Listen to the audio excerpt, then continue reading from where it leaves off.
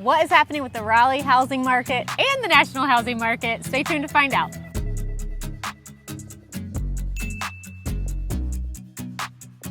All right, so we're going to start with nationwide data, and then we're going to go to some more local data, and they are surprisingly significantly different. So you definitely want to stick around until we get to the local data. So nationwide, we're seeing inventory levels increase significantly from last year. So the percentage of that is about a 21% increase of inventory levels from what we had on the market last year to what we had on the market this year. So it's about 100,000 homes nationally that are in active status that have not sold that are currently on the market now, more so than they were last year.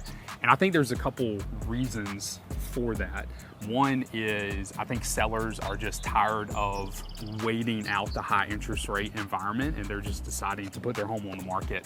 Right. And because they're tired of waiting for that low rate. I think last year they felt really locked into their own home. They were like, oh, I've got this low interest rate. I don't want to change it. And things last year were significantly more volatile with how fast things are moving up. You know, one week it was 6%, and the next week it's like practically 7 already. Where now it feels it's still high in those upper 6s to 7, but it feels a lot more stable about 3 months into the year now. So I think that people feel more comfortable, and I think reality has set in. Interest rates are not going to be 4%. So I just need to I've got to move. So let's just make it happen. Yeah. And generally what happens when inventory levels increase significantly is you see prices begin to soften some. And on a national level, maybe that starts to play out, but that is not at all what we're seeing in the local market here. Womp womp.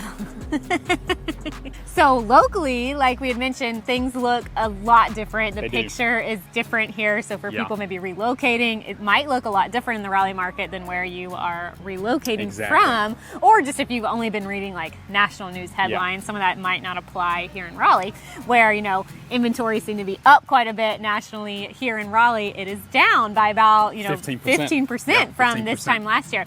So we have less inventory that's been sitting active on the market. The flip side of that is we actually have more new listings coming onto the market. 27% more than last year. So this time last year we had significantly less people listing their home, and this is all like February data. So significantly more people are going ahead and listing their home kind of early in these spring months. We're technically still winter, but yeah, so it's really interesting. So what that kind of means is even though the inventory is down, that means the homes that are getting listed are coming off super fast from the market. It's like a really quick so the interesting thing is, because you would think with more new listings, especially 27% growth in new listings hitting the market, so that's new homes being put on the market, that you would see a growth in inventory, not a decrease in inventory, because you have more homes hitting the market. But we're seeing the opposite effect take place, and the reason for that is just the significant buyer demand that we have in the market today. So and it is absolutely significant, and so that's why you're seeing inventory decrease. You're seeing days on market decrease 15%. I'm trying to remember off the top of my head. I believe it was 15% year over year. So we're seeing significant decreases in days on market and in inventory levels, which just speaks to the buyer demand in our market. And as far as like a boots on ground type scenario, because obviously that data points to this, but right now, I mean, when we're doing showings right now, it honestly, a lot of showings feel like open houses. And what I mean by that is you're showing up and there's 2, 3, 4 parties touring the house at the same time you are. And so it feels like an open house because there's just so much demand in the market right now. And so we're seeing multiple offers as the norm.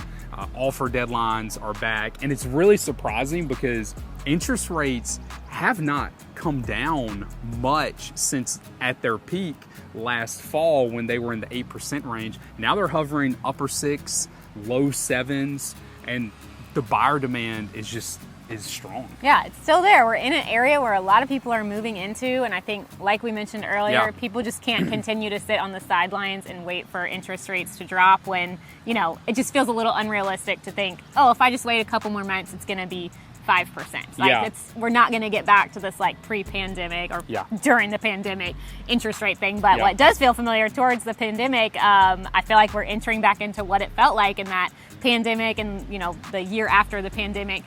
Hey, by the way, if you haven't subscribed, make sure to hit that subscribe button, hit the like if this video is helpful for you. We do videos like this on a weekly basis. Make sure to follow.